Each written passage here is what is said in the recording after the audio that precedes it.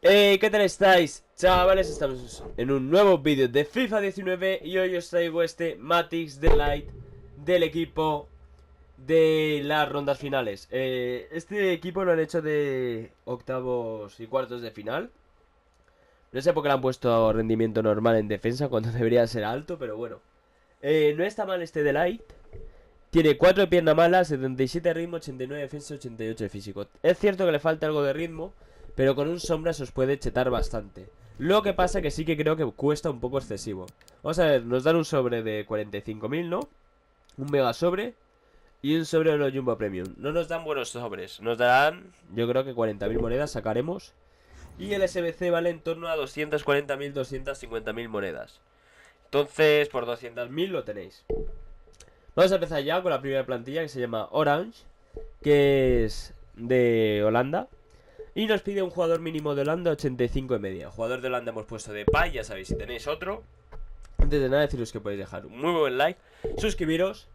Y bueno, pues que no sé por quién empezar.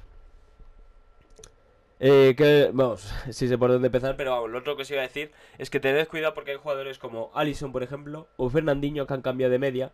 Y hay otras versiones de ellos. Así que tened cuidado porque la media está hecha justo para que no se pueda bajar ni un punto. Así que bueno, vamos a empezar ya con Felipe Anderson, Lacazette, Bernardo Silva, Jorginho, Mkhitaryan, Fernandinho, Leno, Laporte, Sócrates, Depay y Alisson.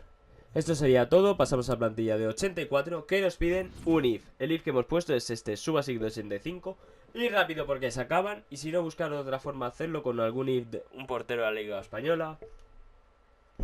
Si por ejemplo ponéis un if de la Liga Española de portero que tenga 84, pues en vez de poner a Bartra ponéis un 83. O en vez de Trigueros ponéis un 84, ya sabéis cómo va esto.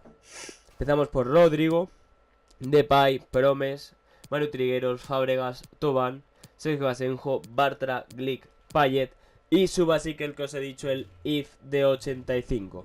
Y pasamos a la última plantilla, la plantilla de 83, que no nos pide ningún if ni nada raro. Vale 30.000 monedas.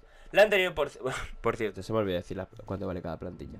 La anterior vale 90.000 y la de Orange 130.000.